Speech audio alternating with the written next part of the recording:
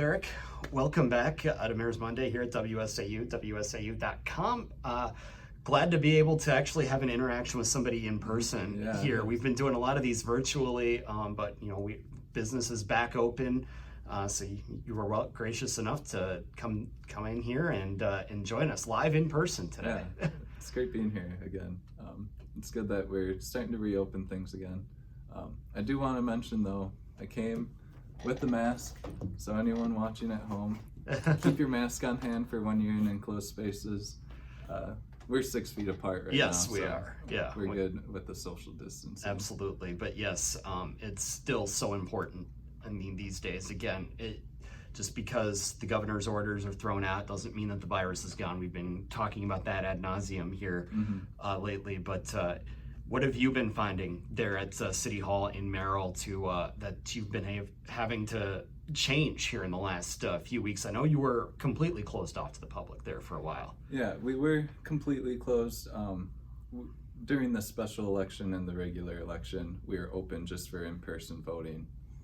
We thought it was important, to maintain that. And with the elections that had happened, I know a lot of places in the state where, in my mind, foolishly limiting the polling places because they didn't have enough poll workers, but the National Guard was available.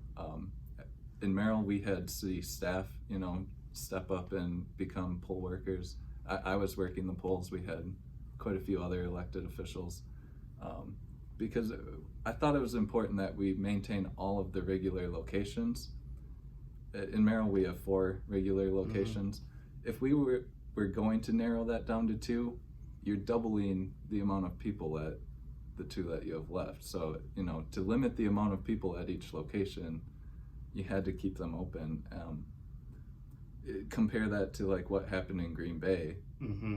They closed all but I think 1 or 2. Right. And you had lines down the block, and it wasn't great to see. So I'm really proud of how we handled it in Merrill. Pretty impressed with just the community response. It's nice to see when people are taking it seriously. They're wearing masks. They are staying home.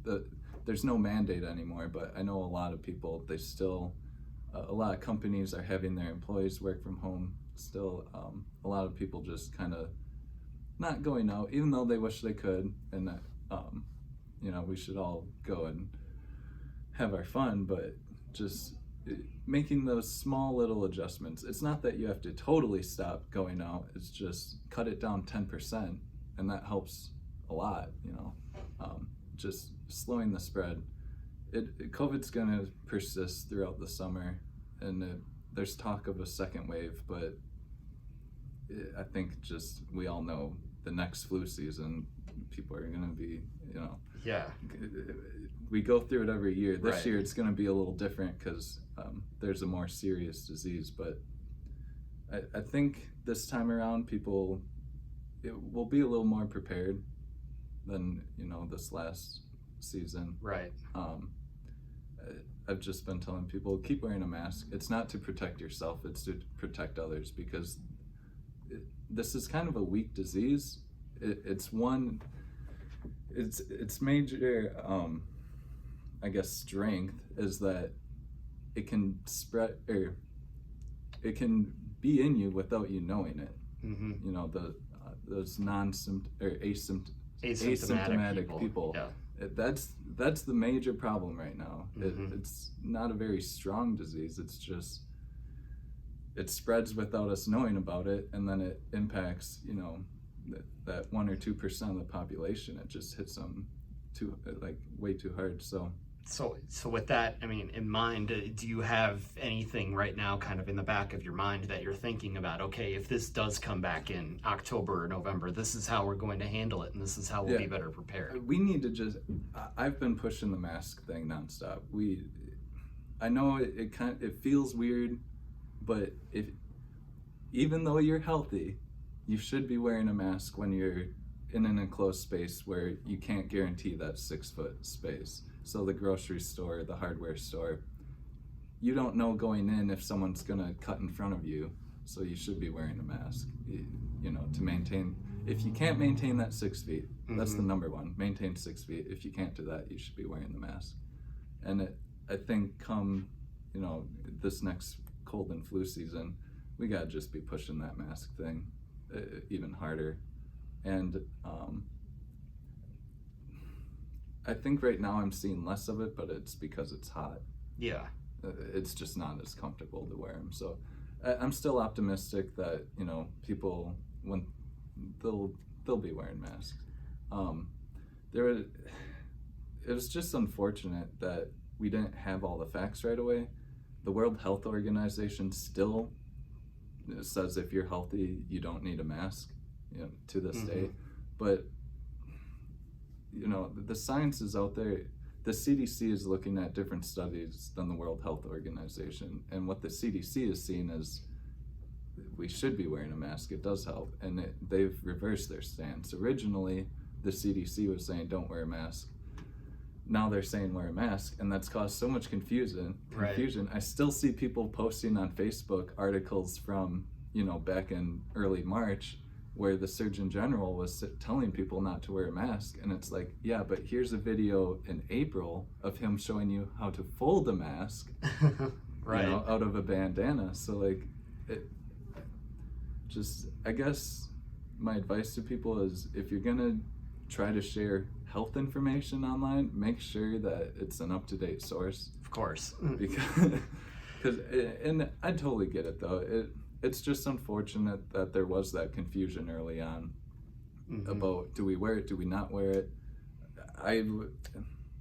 I wasn't sure until mid-April probably whether we should or should not be wearing one. I had suspected it because if you look at the Eastern Asian countries that have dealt with outbreaks in the past, like SARS, their populations have dealt with recent pandemics, and their population all started wearing masks right away. You see the videos of people walking in South Korea or Japan, they're all wearing masks. I think they're onto something, Yeah. And then finally when the CDC changed their recommendation, I was like, okay, they've caught up now. So unfortunate there's confusion, but I think this next time around we'll You feel gotta like hand on yourself, the city and the residents will be a little better prepared this next time think around. so. Yeah. And I hear complaint, throughout this whole thing, I've received a lot of messages from both sides. People kind of just pointing the finger at each other, and that stuff happens. People, they'll make fun of people for wearing masks, and the people wearing masks will make fun of the people not wearing them. But all of that stuff that we hear going on, it's important to remember that's not a majority of the people. It's a vocal minority on each side, and for the most part, I think the majority of people, they take it seriously. They keep up to date on the news. They follow their recommendations from their local health departments.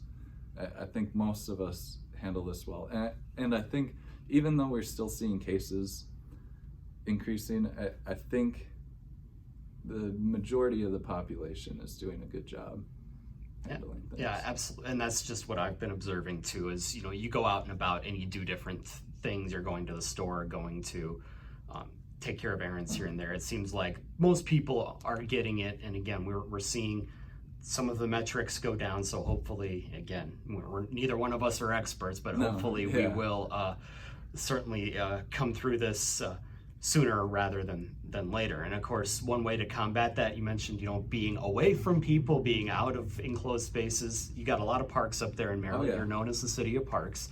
And you've been working on a few ideas behind the scenes to help get people out and about. That's been one of your big platforms since becoming mayor a couple years ago. Yeah, so talking with our park director recently, he's got his job cut out for him this year because usually his job is to bring the community together through events and things the city puts on, but now his job is to keep people apart.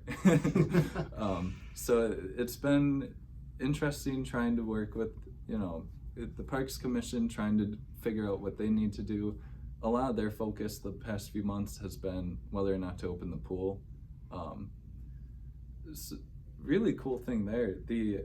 Our parks department was working with all the other parks departments in the area, and it, just keeping that at least weekly communication going, just constantly talking to each other, having group meetings virtually, and they were just really focused on doing things as a whole.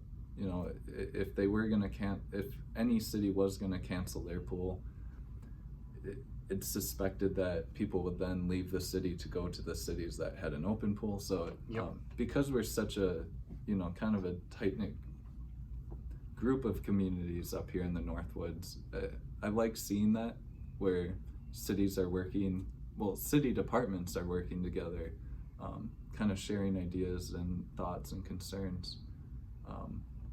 Ultimately, Merrill, we did choose we aren't going to open the pool, and that's unfortunate, but it just didn't make sense looking at all the options. You could have it where you only let limited amounts of people in, but at the end of the day, you look at your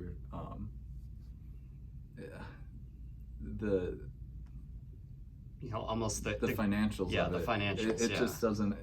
If we're running very limited groups of people, and you have to pay the lifeguard, and it didn't work out financially. We'd be taking a big loss, whereas taking a big loss and only providing the service for select small groups, exactly, it just didn't make sense. And by closing the pool, we protect ourselves from that loss, and there's minor gains, actually, savings to be made. Yeah, because municipal pools aren't a moneymaker. No. Anywhere. They aren't a moneymaker. Here, Weston, Rothschild, anywhere, you're generally taking a loss and providing a service for just minimal financial contributions, a couple dollars here and there. So do you have any idea then what you might take some of the revenue then and make some improvements elsewhere, or get to some parks projects that have been on the back burner? That's the kind of the stage we're moving into right now.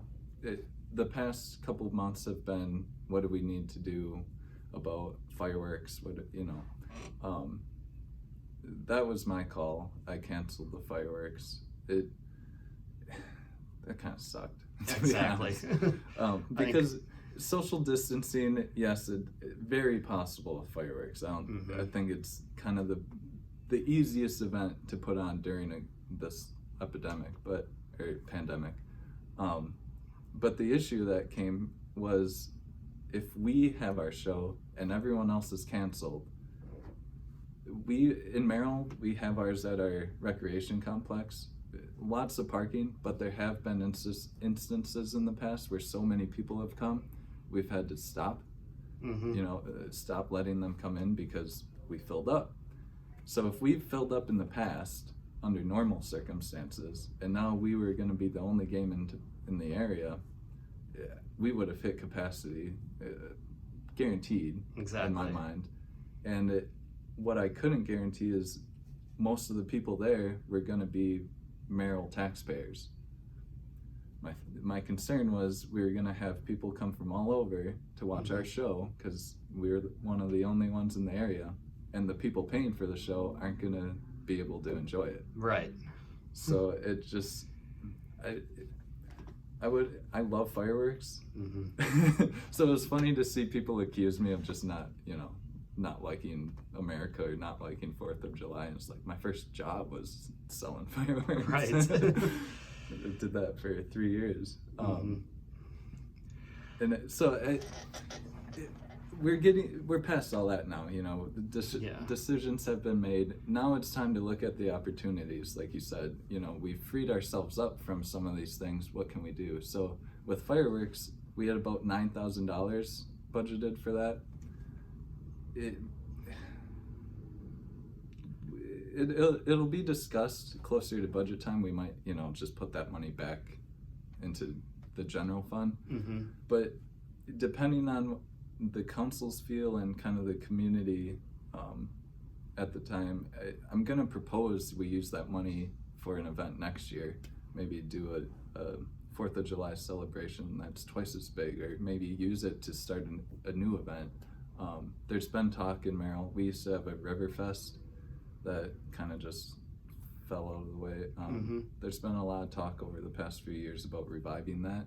Maybe this is the opportunity, next spring when we have a few extra $1,000. So I think now is the exciting time. We've dealt with all the kind of BS. Right. Now we should be able to kind of sit back and say, look, what can come of this? What good can we make of Exactly. this? You mentioned reviving a community festival like that, and we've got them all over the place. Everybody kind of takes their weekend. Do you see a spot in there that Merrill could fit into for a 2 or a 3 day river festival or a arts in the park craft show type thing? Yep, and I've gotten a lot of ideas from the community. People will send me a message or call me, and they'll just be like, "Oh, we thought it might be a fun idea if we," what was one example? Kind of like one actually has been going on. Someone on Facebook in Merrill started a kind of quarantine arts group, and he would record himself doing little song performances and stuff. Yeah. And it started catching on, and more people were joining, and people started putting their own performances on. So that was really cool to see. But there's been suggestions to do kind of a city organized, activities like that. So I got a bucket full of ideas now. Yeah. It's just kind of picking out a few that we think will work. Trying to figure out ones that you can do safely and keep the social distancing. And then maybe next July or August, head on down by the river, set up a bunch of tents and sell some of these things that were made in quarantine, right? Or share the artwork with everybody with some live music and a couple of hot dog vendors, right? Oh yeah. We I think everyone's itching to get out and do stuff. This summer it's going to be kind of sedated in a way, even still. But I think next year, or whenever this pandemic ends, I think everyone's ready to go. It's going to be a good time. Absolutely. One more thing then before we let you go. We can't let you go without talking about skate parks and disc golf, right? Yep. Give us a quick update on both of those projects. I understand the skate park is certainly closer to reality than the others, right? We're in the last stage now. So I created the skate park committee. That was kind of one of the first things I did. Got a bunch of skaters, young guys on a city committee, working with the parks department to come up with a new skate park design. We picked a location. We have decided on the design now. It's big. So I'm excited about it. It'll be the largest skate park in the area. We're looking at a price tag of $1.5 to $2 million. So not great timing with the COVID, but I think it'll still work out. It might just, might stretch the timeline out a little bit because people financially are hurt, on the individual basis. Exactly. So not as much money to donate to the kind of charity. But I'm still optimistic that it'll get done in the next few years. It's a great spot. It's a beautiful park. If anyone is interested, check out, where should I send you? The Merrill Parks and Recreation website or Facebook page has info on it. So you're saying we're still maybe a couple of years away from groundbreaking on that? Oh yeah, we need to raise the money now. Okay, is the gotcha. issue. Yep. The city, our budget's pretty tight. I'm looking at potentially proposing to the council that we match funds at a certain amount. Whatever the community can raise, we'll match it. Yeah. Maybe to help incentivize things. That way, as an individual, if you donate 100, you're really putting 200 towards it, sort of thing.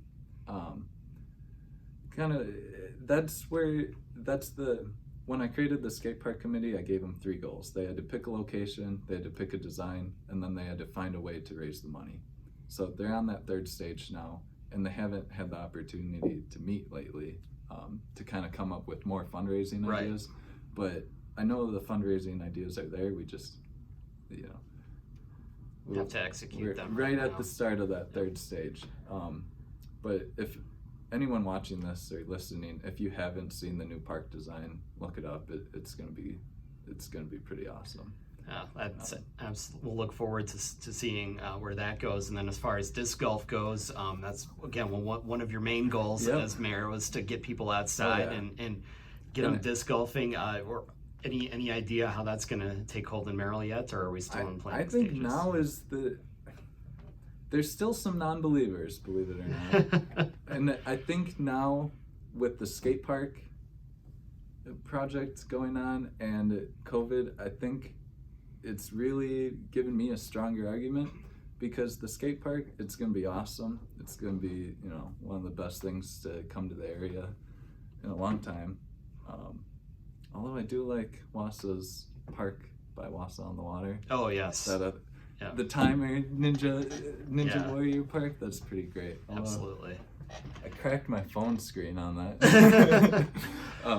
Right. But the skate park's going to be great, but it's a $2 million price tag. Mm-hmm. And well worth the money. Once you see the design, you'll see that it's worth the money.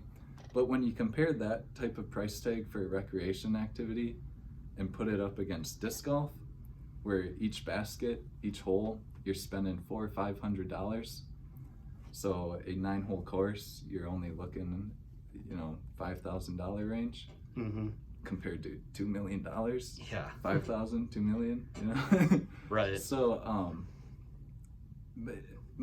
I still have my same goal. My goal is to get 99 baskets in, under Merrill ownership.